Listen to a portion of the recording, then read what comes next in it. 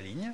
On a une première question qui est la suivante, René Sylvestre. Les étudiants qui manifestent croient-ils que d'ici à 40 ans, il n'y aura pas de nouvelle réforme visant l'âge du départ à la retraite? Là, il y avait des gens très jeunes qui étaient dans la rue, des lycéens, un certain nombre d'étudiants. Qu'est-ce que ça vous inspire comme commentaire? Voilà, qui est là, pourquoi et d'après vous avec quelle motivation? Alors, bon, autant à chaque fois qu'il y a des jeunes dans la rue, et on l'a vu à beaucoup de moments, Devaquet, 68, et puis il y a d'autres choses, il y a de bonnes ou de mauvaises raisons, mais tout de même, ils viennent pour des revendications qui sont les leurs, qui sont de proximité, on va dire. Alors, c'est toujours quand même réconfortant de voir que des jeunes se bougent, c'est un côté assez sain pour moi de la société, voilà, bon. Mais alors là, il y a un truc dans ces manifs-là qui est tout à fait surréaliste pour moi. C'est que voilà une génération qui va dans la rue et qui est en train de manifester pour la défense, en gros, des intérêts quasi immédiats de la retraite de leurs parents et de leurs papis. Alors on peut dire, bah, c'est très bien, c'est ce qu'ils disent, les liens entre les générations, il faut que l'on soit solidaire entre les générations. Non mais attendez, est-ce qu'ils se sont rendus compte que la génération des papis dont je fais partie, dont certains d'entre nous peut-être font partie autour de cette table, elle les a plumés, elle les a ruinés. C'est-à-dire que ces jeunes aujourd'hui, on leur a collé 1000 milliards ou 2000 milliards d'euros de dettes sur le dos.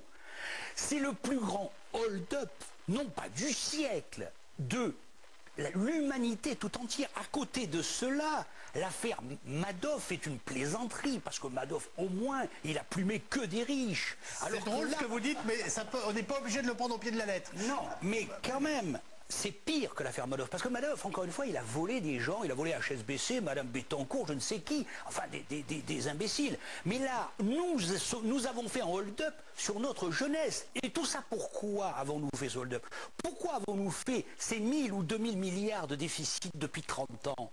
On pourrait dire c'est pour de bonnes raisons. Nous avons construit la France de demain, mais pas du tout.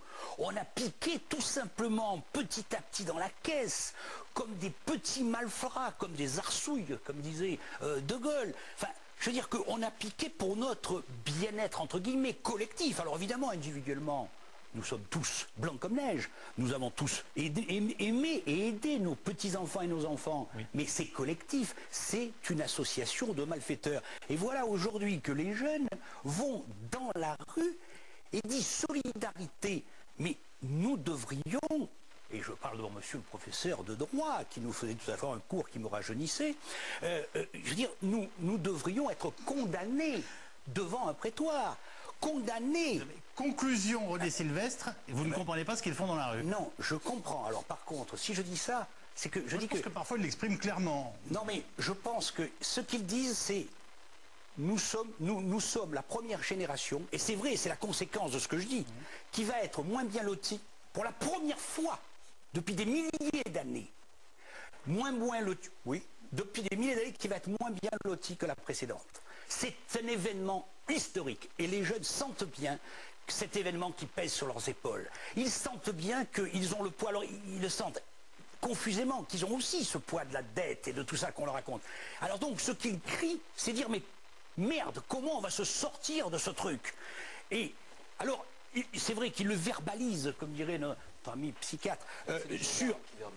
Oui, c'est pas les patients. Non, c'est pas les patients. Ni les psychiatres. Alors les patients, ils verbalisent pas. Voilà. Donc ils l'expriment à travers des mots. Mais on sait que les mots, derrière les mots, il y a des choses. Et là, on voit bien une détresse. Mais cette détresse, elle est fondée sur des choses très réelles. Cette génération, en 68, on n'était pas des gens condamnés, tout le contraire.